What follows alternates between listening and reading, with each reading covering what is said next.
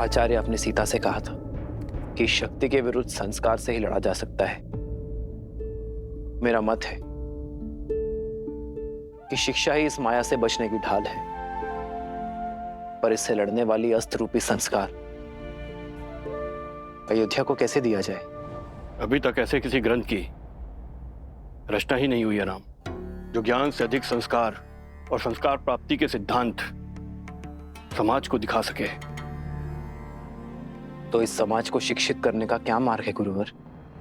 कर्तव्य निभाना। राजा का कर्तव्य सुरक्षा और सुशासन है। जब आप उसे उचित रूप से निभाएंगे तो समाज स्वयं ही शुद्ध चरित्र हो जाएगा। मुझे भीतर जाने दो, मुझे भीतर जाने दो। मुझे राजा राम जी से मिलना है, न्याय का गुहार लगाना है। मुझे अंदर जाने दो, मुझे अंदर जाने दो। राजा राम, ओ मेरे राजा राम, मेरा न्याय करिए, आपके दरबार में आई हूँ, मेरा न्याय करिए। सुनो, उस स्त्री को पूरे आदर के साथ राजसभा में लाया जाए।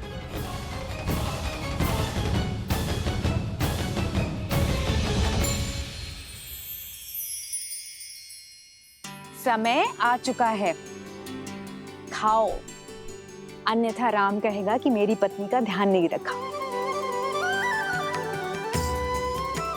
हाँ, कह सकती हो। पत्नी का ध्यान रखने का गुण उसे उसके पिता से जो मिला है। यदि आप क्रोधित ना हो तो आपसे एक बात पूछूं माता? क्या पिताश्री महाराज दशरथ भी आपका इतना ही ध्यान रखते थे? बताइए माताश्री। ध्यान ही नहीं रखते थे, सम्मान भी बहुत करते थे। कोई स्मरण बताइए ना माता। हाँ माता, बताइए ना। मेरे विवाह से पूर्व कुछ असुरों ने मुझे मायावी संदूक में बंद करके मत्स्य द्वीप में फेंक दिया था। उनकी मंशा थी कि मेरा विवाह महाराज दशरथ से ना हो, किंतु महाराज दशरथ ने मुझे खोज ही निकाला, मेरे प्राण भी बचाए, मुझसे विवाह भी किया। आप इतने समय अकेले राक्षसों के बीच किसी सुदूर द्वीप पर रही, फिर भी महाराज ने आपसे विवाह किया? हाँ, क्योंकि मेरे पति का प्रेम ही नहीं, विश्वास भी अटल था। उन्हें विश्वास था मेरे चरित्र के ऊपर। ये कैसा दुस्साहस है सेविका? आज तक कभी किसी ने इस बात पर संदेह नहीं उठाया। अयोध्या में ऐसे प्रश्नों का कोई स्थान नहीं है।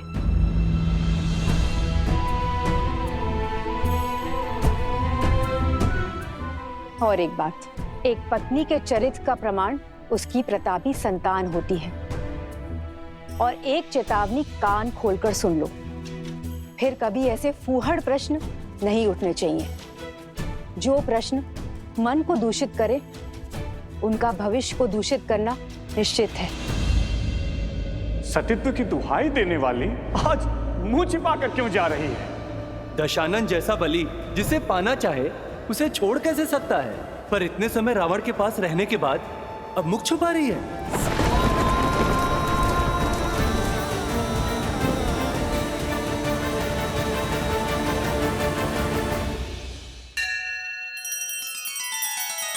श्री रामचंद्र कृपालु भजु मन हरण भव भय दारुणम नव कंज लोचन कंज मुख कर कंज पद कंजारुणम।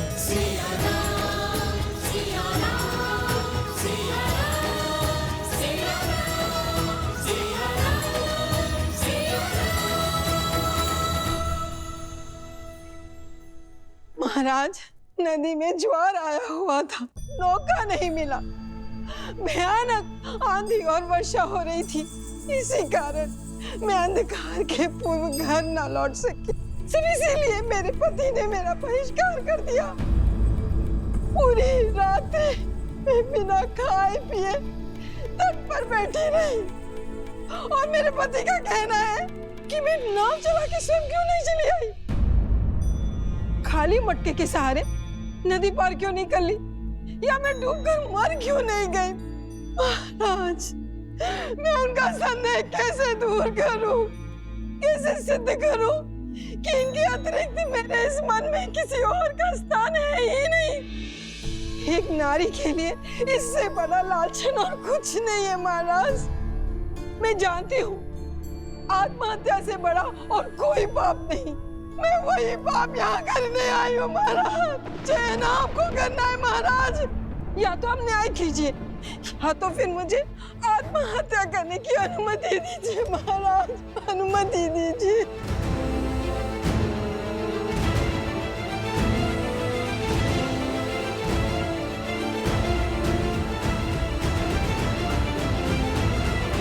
भैया, हमें इसी क्षण जाकर उस वस्त्रक को दंड देना चाहिए, और यदि आवश्यकता पड़ी तो पूरे समाज को दंडित करना चाहिए। भरत,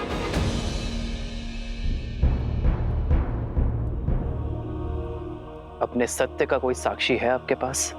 हाँ महाराज, है एक साक्षी। वो नाविक जो मेरे साथ रात को उस पार बैठा हुआ था, वो भी जल स्तर उतरने की प्रतीक्षा कर रहा था, और प्रातः काल जब सब लोग जा रहे थे, उन सब ने देखा था कि हम दूर दूर बैठे थे।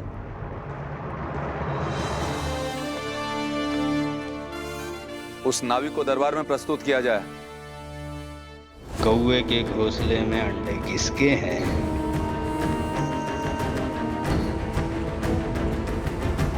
किसने बोला? बोलो, किसने बोला?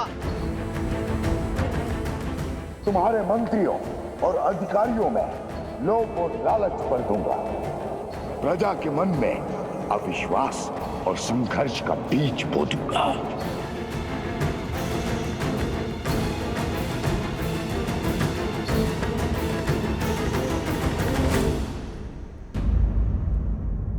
स्त्री को सम्मान सहित राज्य के आश्रय में रखा जाए। शीघ्र ही सभी पक्षों को सुनकर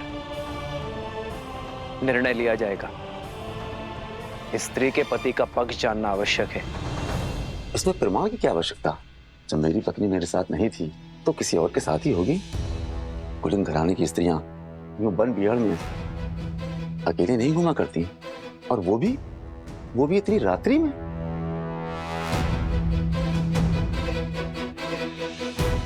राजकुमार, राजमहल में घटनाएं छुपाना सरल है, क्योंकि भय के मारे वहां कोई कुछ नहीं बोल सकता। परंतु हम सब साधारण लोग हैं, हमारे जीवन की घटनाएं नहीं छिपती।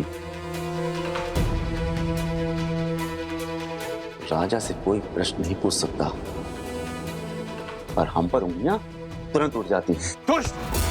तुम्हारा दुस्साहस कैसे हुआ? तुम कहना क्या चाहते हो? देखा ना राजकुमार, राजमहल के विषय में प्रश्न हो तो ये प्रतिकार मिलता है आपके द्वारा। देखा ना वालों, ये अन्याय है। उचित अनुचित का निर्णय राजा करते हैं, कोई और नहीं। छोड़िए, प्राण निकल जाएंगे। ये कैसा न्याय है? राजकुमार छोड़ दीजिए।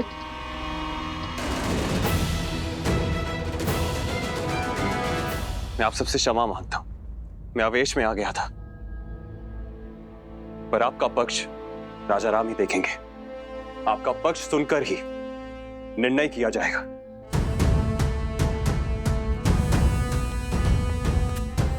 बात इतनी बढ़ गई है, अब महाराज ही न्याय करेंगे।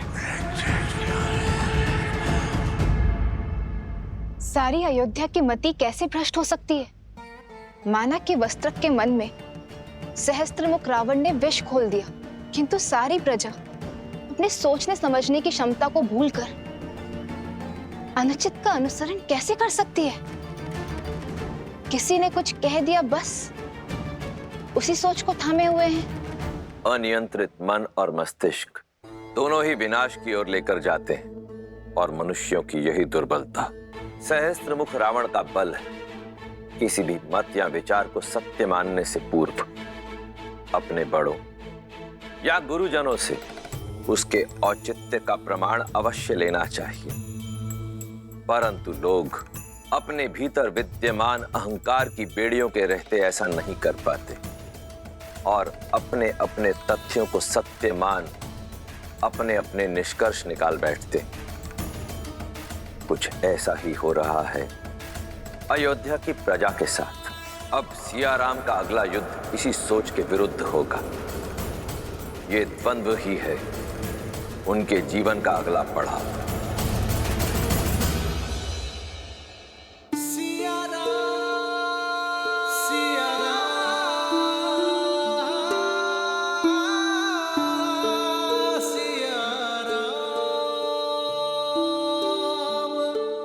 नगर दूषित हो रहा है सीते।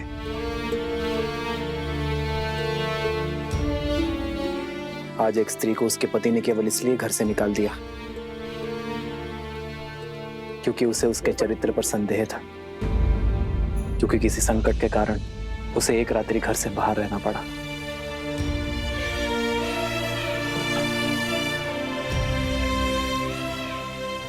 जैसे इस पात्र पर कालिक जमी है, वैसे ही कुविचारों की कालिक प्रजा के मन में जम गई है आर्य। तो हमें करना ये है कि अपने विचारों और विश्वास के स्वच्छ वस्त्र से इस कालिक को पोंछना है। जब कालिक साफ हो जाएगी तो हमारी अयोध्या फिर से दमक जाएगी। राम सिया राम सिया राम सिया राम, राम सिया राम सिया राम।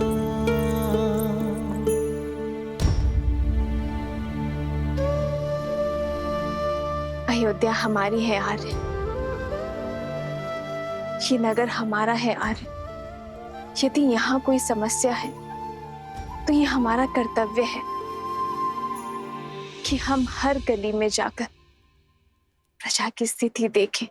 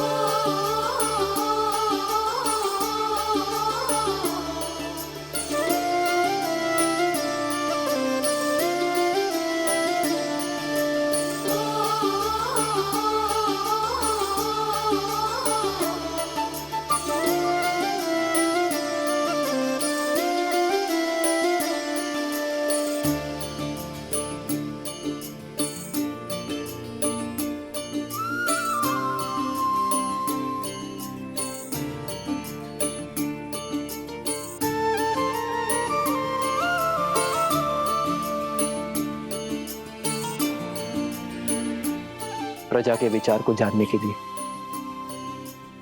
प्रजा का अंग बनना होगा सीते। जो एक राजा के आगे अपनी बात खुलकर नहीं कह पाएंगे, वो एक साधारण नागरिक के आगे अपनी बात कभी नहीं छुपाएंगे। प्रतिदिन आप पर गर्व बढ़ता ही जाता है आर्य। आप जितने अच्छे पति और पुत्र हैं, उससे भी अच्छे राजा हैं।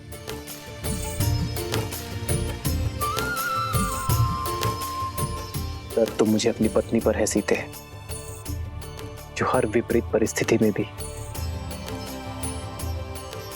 एक ढाल बनकर मेरे साथ खड़ी रहती है। जन्म जन्म का है ये संगम, राम रतन सीता वैभव धन। एक है पौरुष एक समर्पण, एक है रूप तो दूजा दर्पण। राम है लोचन सीता दृष्टि, राम है बादल सीता वृष्टि।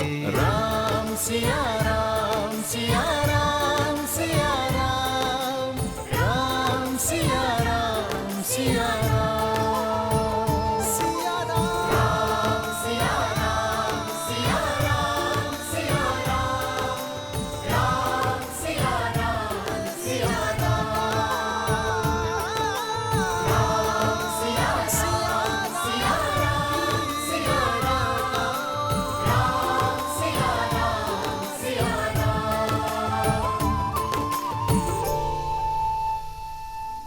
महादेव, श्री राम को इस युद्ध में विजय देना, अयोध्या को हर संकट से बचाना। सुना है कि राजा के भाई शत्रुघ्न ने वस्त्रक पर आक्रमण कर दिया है। वही तो, ये कैसा शासन है? जब किसी पर आरोप लगता है तो उसका न्याय किया जाता है, ना कि इसे ऐसे ही कहीं से उसको पकड़ लिया जाता है। प्रजा उचित अनुचित की सीख अपने राजा से ही तो पाती है। यदि हमारे रघुवंशी ऐसा समाज बनाना चाहते हैं जहां स्त्रियों की त्रुटियों पर पर्दा डाला जाए, तो ऐसे तो हम दूसरे नगर में पहुंच जाएंगे भाई।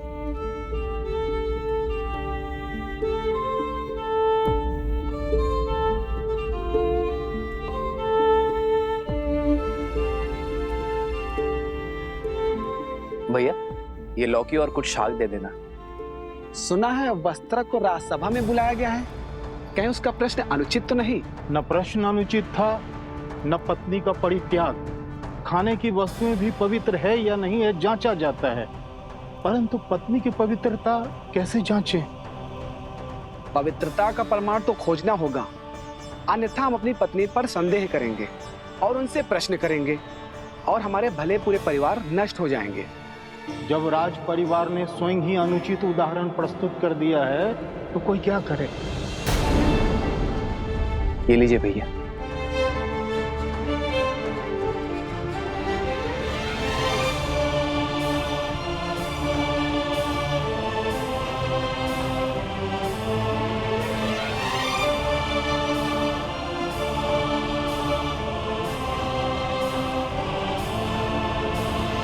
संस्कार से ही इसे पराजित किया जा सकता है। ऐसे संस्कार जो व्यक्ति की चेतना को पवित्र करे और समस्त संसार में संस्कारों को स्थापित करती है।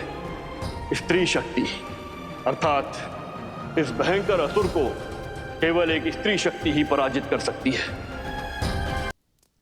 पुंसावन संस्कार तो मंगल पूर्वक संपन्न हो गया। अब सीमांतोन्नयन की सज्जा प्रारंभ करनी है।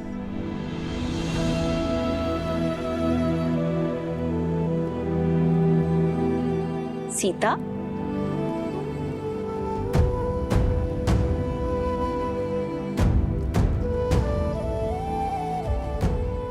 पुत्री, अभी तक जाग रही हो? स्वास्थ्य तो ठीक है ना? आओ, बैठो बैठो। घबराहट हो रही है? चलती हूँ। मैं ठीक हूँ माता, बस श्री राम की प्रतीक्षा कर रही थी। आपके कक्ष में प्रकाश देखा तो यहाँ आ गई। आप अभी तक सोए नहीं? तुम्हारी नींद पति ने उड़ाई है और हमारे पुत्र ने। नींद ही क्या, दादी बनने के आनंद ने भूख और प्यास सब ले लिया है। पुत्री, इस अवस्था में कभी कुछ खाने का मन करता है या मन में कोई इच्छा भी जागृत होती है? तुम कहो तो कुछ बनवा दूं? भोजन नहीं, मैंने श्री राम से अपनी मन की इच्छा प्रकट की है। मैं कुछ समय के लिए वन में रहना चाहती हूँ, किसी महान ऋषि के सानिध्य में ज्ञान प्राप्त करना चाहती हूँ और श्री राम ने वचन दिया है कि वो मेरी इच्छा अवश्य पूरी करेंगे। उत्तम विचार है पुत्री। गर्भ अवस्था में गर्भ में जो संस्कार देते हैं उसी से उसका चरित्र और भविष्य निश्चित होता है। माता की दशा ही संतान में संस्कार देती है। पर दीदी, आश्रम का जीवन कष्टदायी होता है और इस अवस्था में विश्राम करना महत्वपूर्ण है। जीवन भर महलों के सुखों ने मुझे वो नहीं सिखाया जो 14 वर्षों के वनवास ने मुझे सिखा दी। आपकी सीता हर स्थिति में, हर परिस्थिति के अनुरूप ढलने में सक्षम है। इन नाविकों का है तो धारा पार कराने की आड़ में अपना दूषित खेल खेलते हैं। इसीलिए मैंने तो अपनी पत्नी को घर से बाहर निकाल दिया। अब राजा राम को भी चाहिए कि वो भी उस नाविक को नगर के बाहर निकालें। यही न्याय संगत होगा भाइयों, यही न्याय संगत होगा। ये निर्णय लेने वाले तुम होते कौन हो? हाँ, स्वयं की दृष्टि में दोष है और फल भुगते साधारण नाविक। यदि अपनी पत्नी पर विश्वास नहीं था तो क्यों उसे आने दिया अकेले? अरे सुरक्षा के लिए साथ आना था ना। एक तो चोरी और मुझे डांट दिखाई। हाथ मत लगाना। तो क्या लाश से काम लूं? मारो मारो मारो मारो मारो। रुकिए, क्या कर रहे हैं आप लोग? अयोध्या का यही यश रह गया अब? आज से पहले कभी भी अयोध्या वासियों का मैंने ऐसा रूप नहीं देखा। ये द्वंद्व छोड़िए, राज्यसभा में आ जाना। न्याय का निर्णय अब वहीं होगा और अब किसी ने झगड़ा किया तो कारागृह में डाल दूंगा उसे, समझे?